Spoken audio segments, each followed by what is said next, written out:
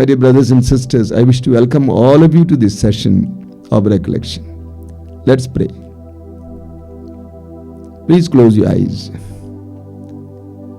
Try to feel the presence of God within you and around you. The living God is with you right now. You are in the presence of God. A God who loves you. A God who is concerned about you. Feel His presence right now. And as you sit quietly, I would request you, calm yourself. Place before the Lord all your burdens, your tiredness, your weariness, your struggles, your fears, your anxiety. Place before the Lord right now. Let all that go out of you. In the book of Isaiah chapter 53 we read, He carried our burdens on His back. So place all these before the Lord. Bring all your struggles, your pains, your feelings of loss, your struggles with your sexuality, your struggles with people, your struggles with various other spiritual elements. Surrender to the Lord. God loves you, my sister. God loves you, my brother. The God of Bible is a God of compassion, a God who loves us, a God who loves us passionately, a God who gave His only Son so that we may be redeemed. So right now, as you sit here sitting quietly, surrender everything to the Lord. Try to empty yourself of all that burdensomeness. Free yourself. Let it happen right now. Let the Spirit of God take control of you right now. Let the Spirit of God take control of you and take possession of you. Try to feel the Spirit of God right now taking possession of you. Let go all your burdens. As you let go all your burdens, feel the Spirit of God working in you. God's Spirit is working in you. God's Spirit is working in you. Thank the Lord for these moments of grace. God is loving you. God's compassion is flowing into you. God's presence is enveloping you. Feel the presence of God. Feel the presence of God. Feel the presence of God. Feel the presence of God.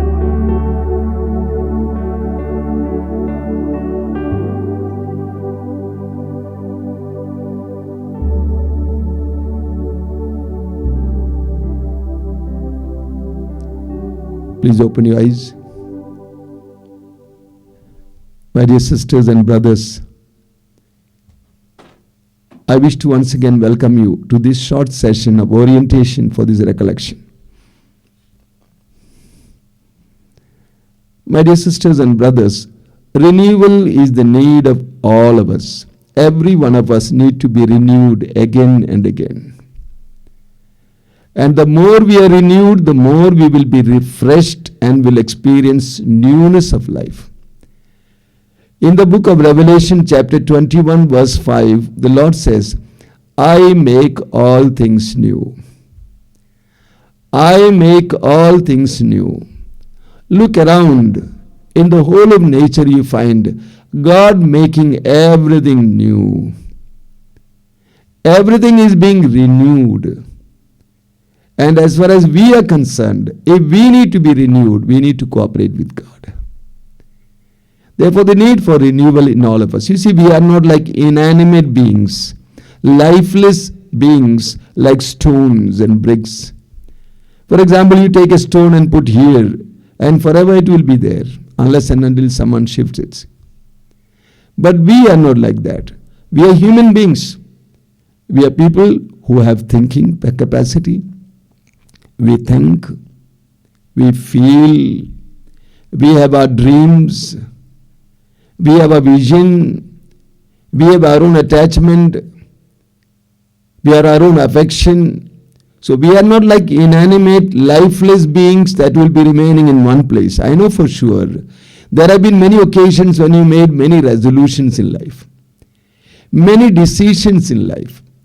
But you can be sure, and you know it, that we have not stuck to those. We have moved away. We get deviated. We get disoriented. We get distracted. We get even stuck. And therefore we need renewal. We need to be renewed. Recollection is a time when we get renewed. You see, we all experience in our lives a lot of negative feelings gathered in us. Over the days, a lot of negative feelings, and doubled and doubled and doubled. Maybe it was anybody. Maybe it was brother, sister, another member, wife, children, whatever it is. It's all accumulated. It's all gathered up together.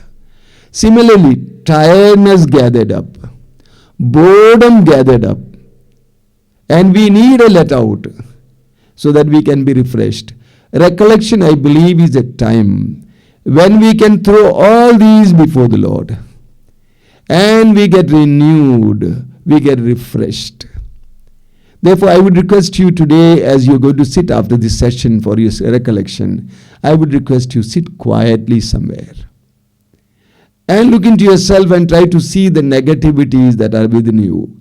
Let go all that tiredness, weariness, struggles, pains, feelings of loss. Let go, let go, let go, so that you are able to experience freshness and you can experience the Lord filling you with His Spirit, Spirit of newness. My dear sisters and brothers, see, over the last so many years, I have been interacting with thousands or lakhs of people, and mostly believers and Christians, religious and priests. One of the complaints I hear from most people is they have no taste in prayer. Prayer has become very boring. And spiritual exercise is becoming more and more tiresome. Why is it? Why does a believer or a Christian or a religious or priest say we have no taste in prayer? Prayer has become very boring. Why? Let me give you an example. Let us say you are asked to sit with a person and communicate with a person whom you don't like. You are asked to sit with a person and communicate with a person whom you don't like at all. How do you feel? Very, very boring. You will be looking at your watch again and again. You will look around. You will look for distractions because you just don't like that person at all. On the other hand, you are asked to sit with a person whom you love very much. How will it be? You don't mind sitting for hours together. Even there are moments when there is no communication at all. Even then you like to sit. Even the silent presence of that person fills you with tremendous satisfaction. This exactly is the point. When I say that I have no taste in prayer or prayer has become boredom, my commitment to God is in question. My love for God is in question. When I don't really have great love for the Lord, then I will not feel like sitting with God at all. It will not make any sense for me. So therefore, when we say no taste in prayer, we are being challenged by ourselves. You know, some years ago, a young priest came to preach retreat for my province, priests. And he started the session saying, religious life is a love affair. Religious life is a love affair. I simply liked it. I would say even Christian life is a love affair. It's a love affair. It's a very deep love relationship with God. You know, 2 days ago, a lady came in the morning. She's a believer. And I was in my room and she was outside. And she said, I want to talk to you. And I said, okay, please let me know what you want. She said, after 2 days, she said, I want to sit the whole night before the Lord in the chapel. You will allow me? I said, surely, but please meet the people concerned and tell them. You know, she said, I asked her, you will not sleep in the chapel? She said, no. I will sit alone in prayer before the Lord. You know, Jesus is my priyatam. Jesus is my lover. I don't get bored when I sit with Him. but rather I feel charged in His presence.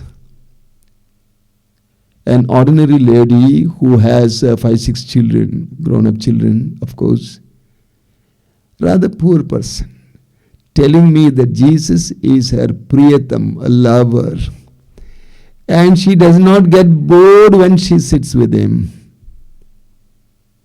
So when we say we have boredom in prayer, it simply means our love for the Lord has been reduced. When the love for the Lord is reduced, the intensity of our prayer also is reduced. When we have no taste, when we have no love for the Lord, there will be no taste in anything. For that matter, not only in prayer, in our activities, in our relatedness with others, and all that, it will make no sense at all. In 2 Corinthians chapter 5, verse 14, St. Paul says, the love of Christ urges us. Paul wants to say what we are doing is on account of the love of Christ. Love of Christ urges us. When we don't have the love of Christ within us, then there will be no urge at all. One of the things I see among priests, religious and Christians is lack of fire. And where does the fire come? The fire comes from the love of Christ. Look at what Paul says. In Romans 8:35, Paul says, who can separate us from the love of Christ? Who can separate us from the love of Christ? Nothing can separate us from the love of Christ. Nothing can separate us from the love of Christ. Therefore, what we ought to do right now is we need to ask God to fill us with His love. When you are filled with His love, I tell you, you will be able to do a lot of things. I remember some years ago, a religious sister had come to the ashram for a retreat. I knew her because she was working for a marginalized group of people. I don't say what kind and who because you might recognize. And she said she was working for girls and boys. And then she came and told me, Father, it's so difficult to work with this category of people. She said, I find so difficult to love them all together. I said, my dear sister, my parents had 10 children, of which one died. We were 9. And I'm sure it may have been rather difficult for them to love all of us. It is difficult. But I said, I can tell you a secret. If you relate with the one who is the source of love, if you are filled with His love, then you would not mind loving not 20 children but 20,000 children. Look at Mother Teresa. Everybody called her mother. Even the Archbishop at that time would be addressing her as mother while she was only hardly 40 years. Because he was able to perceive God's love working in her and through her. She was filled with love. Her heart was full of compassion. And that's why you see most of the time Mother Teresa smiling. And she speaks of smile and peace and so on. So when we are filled with God's love, then our life, our communication, our relatedness with everybody including God becomes very, very beautiful. In Psalm 90 verse 14, it's a beautiful psalm, you must read it. Psalm 90 verse 14 we read, early in the morning, fill me with your love, O Lord, so that I can be joyful throughout the life. Early in the morning, fill me with your love, O Lord. When we are filled with the love of God, then we will be full of life. Because love fills us with life. When you are full of love of the Lord, then you will be full of life. I remember some years ago, during one of our retreats we used to have every year in the month of May, June, 2 inner healing retreats in Hindi. A good number of people used to come to attend, not less than 200 people. It had to be booked early. I remember a couple had come, a very, very wonderful couple, young couple from Delhi, husband, wife, with a child, 4-year-old son. The gentleman came to meet me and we discussed and so on about life.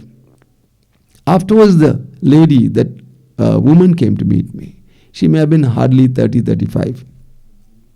Very smart, very good looking, very smart, smart in presenting also. And she was talking about herself. I asked her, where are you from? And she started staring at me. I said, where are you from? Where is your father? Where is your father's house? She said, Father, I don't know who my father is.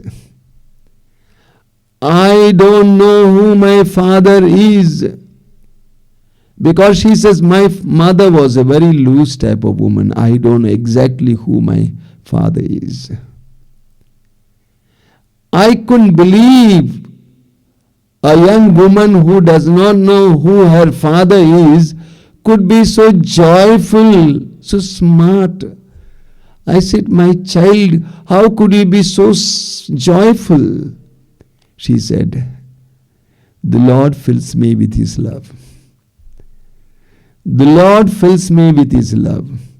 When God fills you with His love, your relationship with others will become very beautiful, and your relationship with God very deep and joyful. In the Gospel of John chapter 21 verses 15 to 17, we have a beautiful example where Jesus is interviewing Peter. You're all used to that. Let us try to give attention to it. Now Peter, the Lord wanted to appoint as the leader of the community that He had redeemed. He wanted to appoint him as a pastor, as a shepherd. And the Lord asked Peter a very, very important question. He asked, Simon, son of John, do you love me more than these? Simon, son of John, do you love me more than these? When Peter said, Lord, you know I love you, the Lord said, tend my sheep. Second time He said, feed my lambs. In other words, the Lord was telling, if you love me, you can do all that. If you are filled with my love for me, you can do all that. But if you do not love me, you cannot do all that. Therefore, the need for all of us to be filled with the love of God. To be filled with the love of God. Now, when I'm talking about love of God, people think it's emotional matter. Not at all. Loving God is not an emotional matter.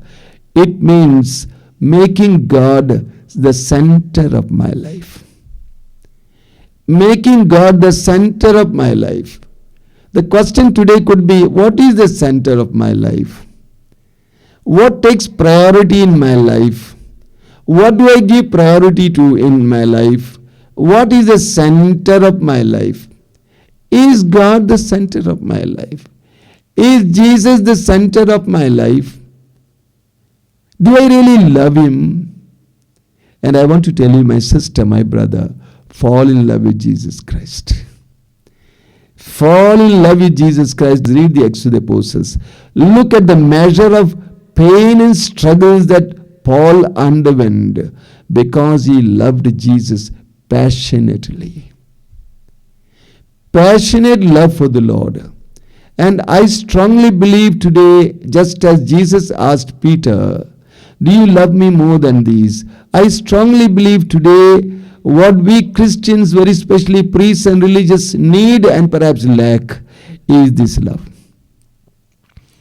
Passionate love for Christ. And let me tell you, my sisters and brothers, passionate love for Christ is going to fill you with tremendous joy and life. When you love the Lord passionately, when God becomes the center of your life, you will be a joyful person. You will not be wandering here and there, looking for here, there, no. You will be a satisfied person. God's love alone can fill the vacuum that is within you. God's life alone can fill you with tremendous power and energy.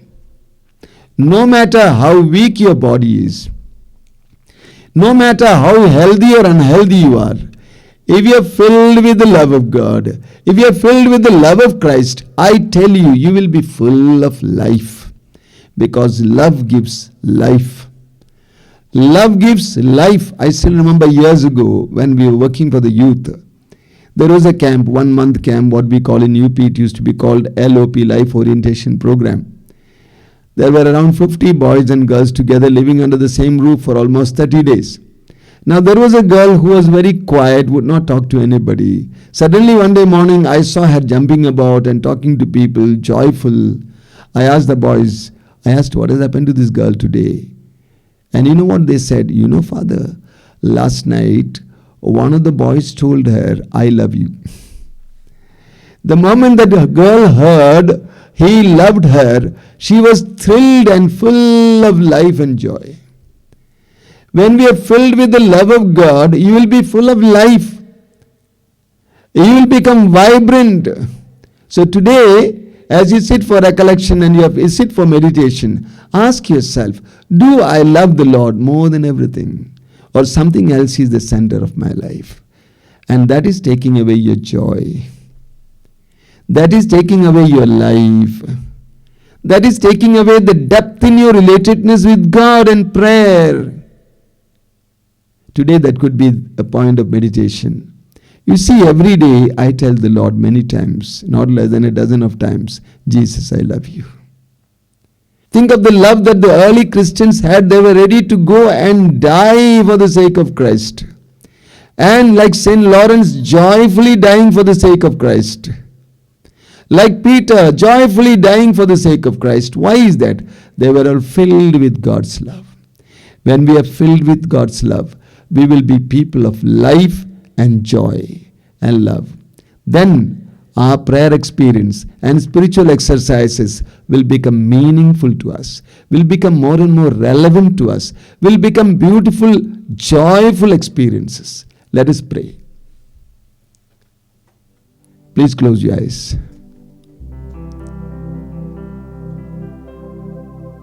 The Lord is inviting all of us to look into ourselves today. Ask yourself honestly right now, do I love the Lord more than everyone and everything? What is the center of my life? Someone else or something else? That my life has become more and more painful. I'm moving away from spiritual exercises and spirituality altogether. Possibly my profession has become my center, the center of my life. Or somebody has become the center of my life. Something has become the center of my life. My position has become the center of my life. We need to reorient ourselves, reorder ourselves, reprioritize ourselves and our needs and everything. Lord, thank you for this evening, for this time of grace. Lord, we raise our hearts and minds to you right now. Give us more and more light, Lord, the light of your Spirit, Master, that we are able to look into ourselves honestly, that we are able to examine ourselves honestly, that we are able to come to you honestly, that we are able to love you once again, Lord. Peter had gone away, but you would not leave him. The disciples had gone away, but you would not leave them. You came back to them because you loved them. Lord, come back to us. Find us, Lord, find us. Find me, Lord, find me. I want to love you. I want to make you the center of my life and the life of my family, my community. Help me, Lord, help me. Oh, Holy Spirit, come upon me. Come upon my community, my family. Thank you, Lord. Praise you, Lord. Thank you, Jesus. Praise you, Jesus.